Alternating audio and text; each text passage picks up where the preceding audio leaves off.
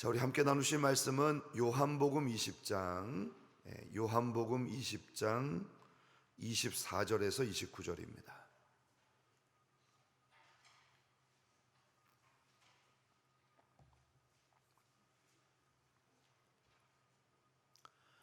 요한복음 20장 24절에서 29절 말씀. 자, 우리 한 절씩 교독하겠습니다. 12 제자 중에 하나로서 디두모라 불리는 도마는 예수께서 오셨을 때에 함께 있지 아니한지라.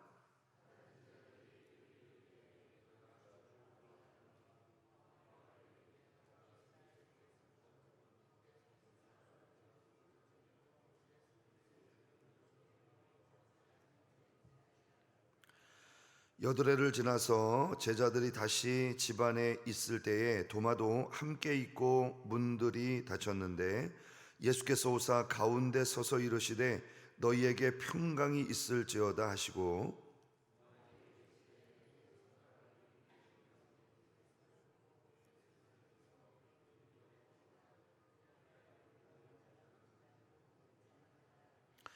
도마가 대답하여 이르되 나의 주님이시요 나의 하나님이시니이다. 예수께서 이르시되 너는 나를 본고로 믿느냐? 보지 못하고 믿는 자들은 복되도다 하시니라. 아멘.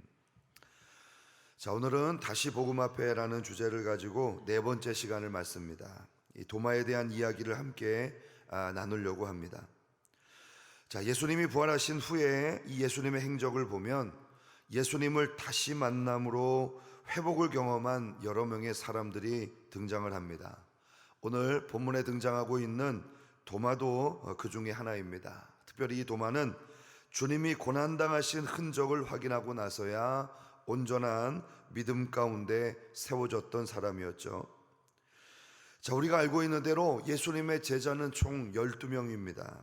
그런데 그 12명이 제각기 다른 기질들을 가지고 있었다는 것을 우리는 성경의 기록을 통해서 발견합니다. 그리고 그들은 그 기질을 따라 각기 다른 특성을 가지고 있다는 것을 알 수 있습니다.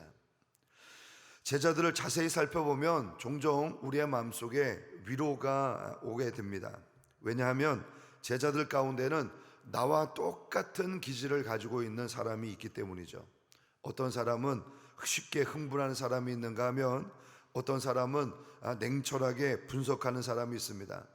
어떤 사람은 막 시끄럽게 막 사람들을 귀를 막 막을 정도로 번개처럼 천둥처럼 말하는 사람이 있기도 합니다. 어떤 사람은 돈 관리를 잘하고 어떤 사람은 행정적으로 뛰어난 사람이 있었습니다. 자, 바로 이와 같은 모습 때문에 우리는 이 제자들의 모습이 친근하다 여길 수 있는 것이죠. 또 한 가지는 제자들이 처음부터 훌륭한 사람이 아니었다는 점도 우리에게 위로가 됩니다. 그들은 3년이나 예수님을 따라다니며 훈련을 받았지만 십자가 앞에서 그들이 시험을 쳤던 점수는 완전 낙제점이었습니다. 그래서 제자들의 모습을 살펴보다 보면 나에게도 소망이 있구나, 이런 제자들도 주님 앞에 부름받고 쓰임받았는데 나도 믿음으로 잘 준비하고 이 길에서 떠나지 않으면 주님의 은혜를 누릴 수 있겠구나, 이런 생각을 갖게 되는 것이죠. 어쩌면 이렇게 부족한 사람들을 선택하여 제자로 삼으셨던 것은 바로 우리를 위로하기 위한 주님의 의도였을지도 모르겠습니다. 자, 그 중에서 이 제자 도마는 의심이 많기로 유명한 그런 사람입니다. 성경에서 도마가 어떻게 예수님을 믿고 제자가 되었는지 그것에 대한 언급은 없습니다. 자, 그러니까 이 도마가 예수님을 따르기로 한 그런 중요한 목적과 그 계기를 우리는 알 수 없다는 것이죠. 자, 그런데 감사하게도 이 요한복음에는 요나에 대한 이 말씀이 3번이나 등장을 합니다. 우리는 이 언급을 통해서 요나가 어떤 사람이고 어떤 과정을 통해서 온전하게 설 수 있었는가를 발견할 수 있습니다. 자, 그것이 요한복음 11장, 14장, 20장에 나오고 있는데, 자, 오늘은 우리가 11장과 20장에 있는 두 가지 말씀을 통해서 도마의 모습을 보려고 합니다. 자, 도마는 기질적으로 이 우울질의 기질을 가지고 있었던 사람이었습니다. 그가 우울질이었다는 것은 매사에 분석적이고 완벽주의적인 성향을 가지고 있었다는 것을 의미합니다.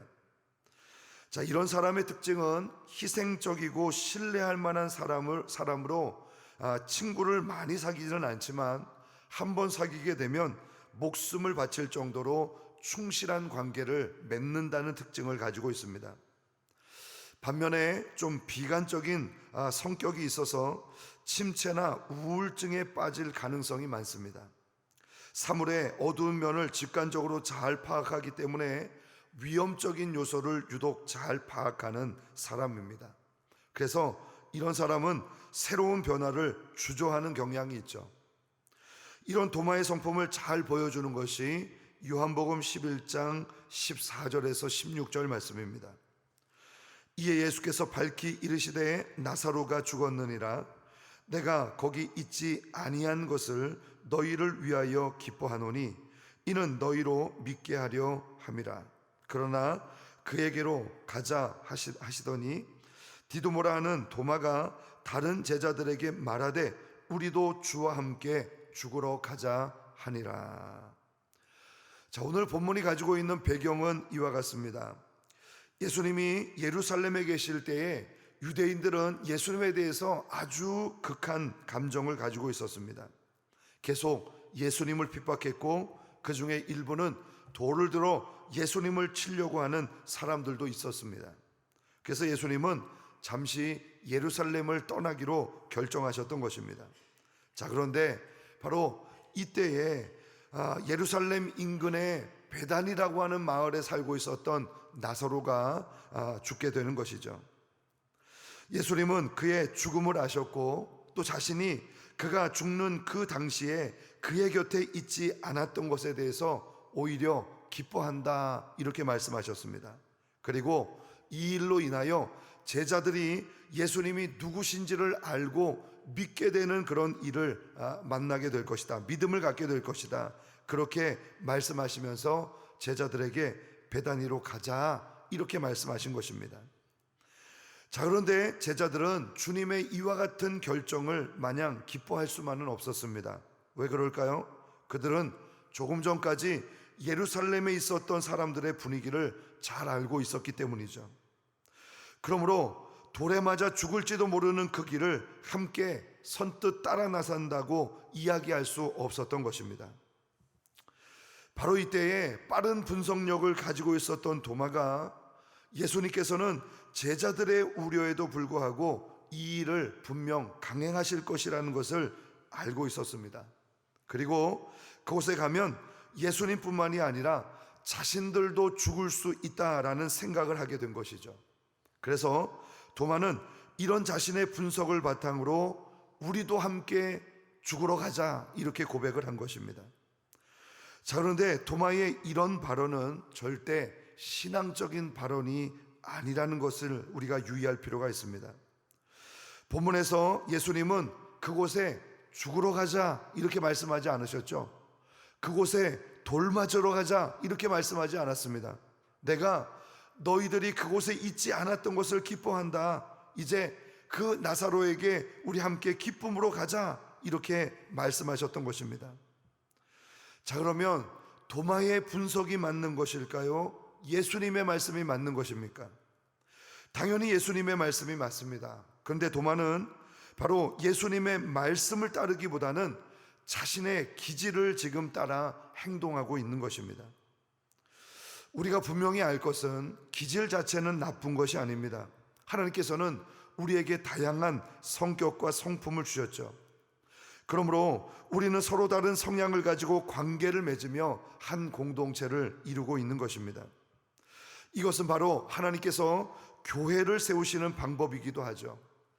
교회는 모두가 똑같은 사람을 만들어내는 곳이 아니라 서로 다른 사람들이 조화를 이루고 함께 세워져 가는 공동체인 것입니다. 그러므로 서로 다른 기질, 서로 다른 성품과 성격은 이 공동체를 이루는데 필수적인 요소이죠. 우리는 바로 이런 서로 다름을 통하여 아름다운 조화를 이루어 가고 있는 것입니다. 자, 그러나 우리가 기질대로만 사는 것은 바른 삶이 아니라는 것을 이 도마의 모습을 통해서 발견해야 합니다. 왜냐하면 기질 안에는 신앙이 아닌 것도 포함이 되어 있기 때문이죠. 그러므로 우리는 매번 하나님의 말씀 앞에서 우리의 기질을 점검받아야 합니다. 세상에서도 살아갈 때 성질대로 살 수 없습니다. 그렇죠? 그래서 성질대로 사는 사람들 보면서 주변 사람들이 뭐라고 말합니까? 저 성격 좀 봐라. 저래 가지고 어떻게 성공할 수 있겠나? 저래 가지고 어떻게 사업을 할 수 있겠나? 저래서 어떻게 좋은 관계 맺을 수 있는가? 뭐 이렇게 질책을 하지 않습니까? 세상에서도 자기의 성품, 성격대로 살 수 없고 절제하고 누군가를 배려하며 참아야 한다면 여러분, 하나님 앞에서도 기질에 순응하며 살 것이 아니라 절제와 겸양의 덕을 세우며 성숙해져야 하는 것입니다. 그러므로 오늘 이 새벽에도 바로 주님의 말씀과 은혜 속에서 우리의 기질을 다스려가며 더욱더 성숙한 사람, 지혜 있는 사람, 덕스러운 믿음의 사람이 될 수 있기를 주님의 이름으로 축복합니다. 이제 예수님의 부활 후에 도마가 보였던 반응이 어떠합니까? 자, 우리 20장 24절 말씀을 보시죠. 12제자 중에 하나로서 디두모라 불리는 도마는 예수께서 오셨을 때에 함께 있지 아니한지라. 자, 오늘 본문에 보시면 도마는 제자들과 함께 있지 않았습니다. 자, 예수님께서 부활 후에 첫 번째로 제자들에게 나타난 그 자리에 왜 도마가 함께 있지 않았을까요? 오늘 성경은 이 사실에 대해서 침묵하고 있습니다. 자, 그러나 우리가 이미 다루었던 도마의 기질, 그의 성격을 통해서 유추해 볼 수 있는 한 가지가 있습니다. 우울질은 많은 친구보다는 소수의 사람에게 집중하는 경향이 있다, 그렇게 말씀을 드렸죠. 그가 배와 그물을 버려두고 예수님을 따랐던 것은 그만큼 예수님께 가치를 두었다는 것이고, 그의 마음속에는 주님을 위해서라면 이 한 목숨 바칠 수도 있겠다, 이런 생각을 가졌다는 것을 의미합니다. 자, 그런데 막상 자신은 예수님을 위해서 죽는 자리까지 나가지 못했습니다. 그리고 자신의 삶의 최고의 가치로 여겼던 바로 예수님은 지금 이 세상에서 떠나시고 자신의 곁에 있지 않은 것입니다. 자, 그러나 그에게 얼마나 큰 자책과 상실감이 있었을까를 한번 생각해 보십시오. 차라리 이럴 때는 베드로와 같은 성격이 참 유익하죠. 베드로는 그래도 예수님 십자가 앞에서 칼이라도 휘둘러 보지 않았습니까? 그리고 예수님을 모른다고 부인했지만 이내 닭 울음소리에 한바탕 울고 마음을 털어낼 수 있는 기회를 얻었습니다. 이것이 외향적인 사람의 장점이죠. 비록 이런 것들로 인해서 실수도 일어나게 되지만 순간적으로 감정을 다 털어낼 수 있는 장점이 있는 것입니다. 자, 그런데 도마는 그런 사람이 아니었습니다. 예수님의 고난 앞에 도망친 자신을 용서할 수가 없었습니다. 자신을 자책하며 생각하고 또 생각하고, 내가 왜 그랬을까? 내가 왜 이 한 목숨 나를 사랑해 주시고 3년 동안 나를 돌봐주신 그 주님을 위해서 드리지 못했을까? 계속해서 자책을 합니다. 그리고 그에게 바로 예수님이 떠났다는 사실은 바로 그 어떤 것보다도 슬픔과 고통의 시간이었습니다. 그래서 그는 계속해서 울고 또 울고 가슴을 치며 쥐어짜고 있는 것입니다. 여러분, 이것은 하나의 추론입니다만 도마는 충분히 그럴 수 있는 사람이었습니다. 그는 숨어서 울고 울었습니다. 나름대로 분석하고 준비하고 노력했지만 십자가 앞에서 여지없이 무너진 자신을 비관하고 너무나도 허무하게 떠나버린 예수님이 그리워서 홀로 고통의 시간을 보내었던 것입니다.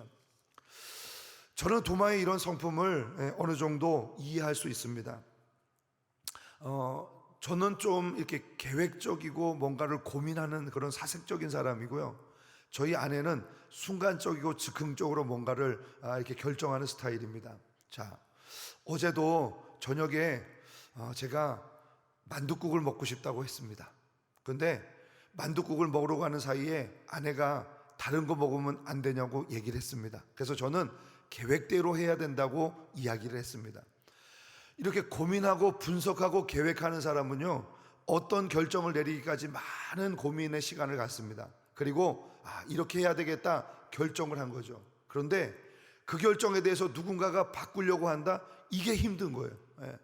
내가 애써서 고민하고 결정했는데 너무나도 쉽게 그 결정을 바꾸는 어떤 사람, 너무나도 쉽게 나의 마음을 이해하지 못하고 계획을 자꾸 틀어서 나를 혼란 속에 빠뜨리는 그 사람, 제 옆에 있는 사람. 그래서 이 도마가 가지고 있는 이 자책과 고통 얼마나 심했을까 여러분 한번 짐작해 보십시오. 나름대로 자기는 주님을 위해서 뭔가를 할 수 있다고 생각을 했는데 그런 도마의 기대와 또 자신의 마음이 완전히 무너져 버린 것입니다.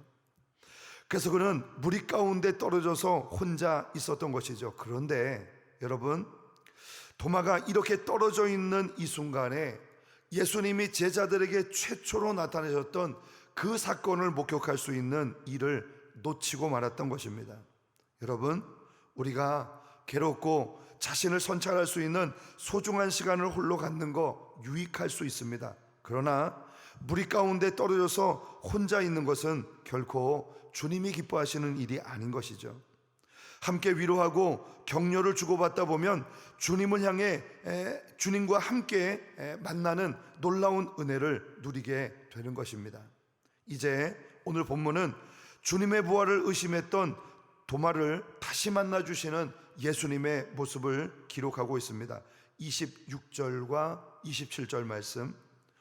여드레를 지나서 제자들이 다시 집안에 있을 때에 도마도 함께 있고 문들이 닫혔는데 예수께서 오사 가운데 서서 이르시되 너희에게 평강이 있을지어다 하시고 도마에게 이르시되 내 손가락을 이리로 내밀어 내 손을 보고 내 손을 내밀어 내 옆구리에 넣어보라. 그리하여 믿음 없는 자가 되지 말고 믿는 자가 되라. 자, 오늘 본문을 보시면 8일 전에 제자들에게 나타나셨던 똑같은 상황 가운데 예수님이 찾아오셨습니다. 제자들이 있었고 문이 닫혀 있었고 주님이 호련히 그 자리에 나타나신 것입니다.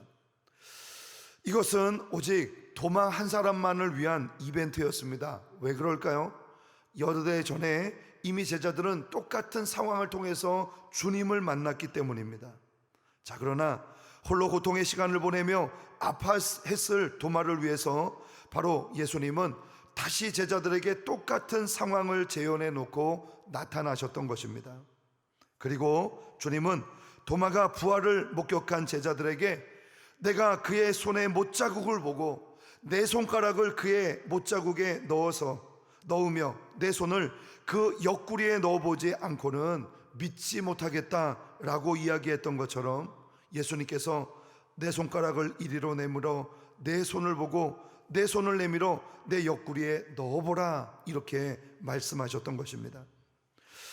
저는 예수님이 이 말씀을 하시며 도마를 책망하거나 도마에게 부담을 주지 않았다고 생각합니다.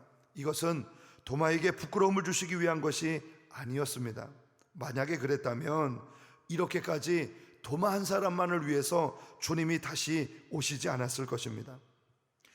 예수님의 모든 말과 행동은 도마를 사랑하시게 하셨던 것입니다. 사실 예수님이 그냥 나타나시기만 해도 도마는 충분히 예수님을 인정했을 것입니다. 그러나 예수님께서 이렇게까지 하셨던 것은 도마의 눈높이에서 그의 필요를 채워주실 이 부활의 흔적을 몸소 보여주시기 위한 것이었습니다. 예수님의 사랑을 경험했던 도마가 바로 즉시로 반응했던 반응이 무엇입니까? 28절과 29절 말씀 보시죠. 도마가 대답하여 이르되 나의 주님이시요 나의 하나님이시니이다. 예수께서 이르시되 너는 나를 본고로 믿느냐? 보지 못하고 믿는 자들은 복되도다. 하시니라. 갈보리에서 고난을 받으신 그 흔적은 도마로 하여금 최고의 신앙 고백을 올려드릴 수 있도록 만들었습니다. 도마는 십자가의 흔적도 부활의 증거도 눈으로 직접 목격했던 것입니다. 그리고 예수님을 하나님이라고 고백합니다. 이제 도마는 이전보다 더 주님을 사랑하게 되었고, 주님을 위해서 자신의 한 몸 드릴 수 있는 믿음의 사람으로 우뚝 서게 된 것입니다. 그리고 도마의 기준을 바꾸는 한마디 말씀 또한 주님은 주셨습니다. 보지 못하고 믿는 자들은 복되도다. 도마야, 너는 보고 분석하고 고민하고 사색하는 것을 통해서 무엇인가를 인정하는 성향을 가지고 있지, 이제는 그 기질대로 살지 말고 보지 못하고 믿는 믿음을 키워라. 믿음으로 기질을 극복해라 말씀하고 계신 것입니다.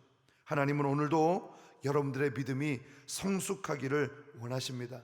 혹여 이 자리에 여러분들이 과거의 일들을 자책하고 괴로워하며 아픔으로 인해서 눈물 흘리는 시간을 보내고 계시다면, 오늘 다시 한번 이 도마에게 주었던 말씀을 기억하며 믿음 위에 거하시고 공동체 안에서 함께 마음을 나누시면서 위로와 격려를 받는 하나님의 사람이 될 수 있기를 소망합니다.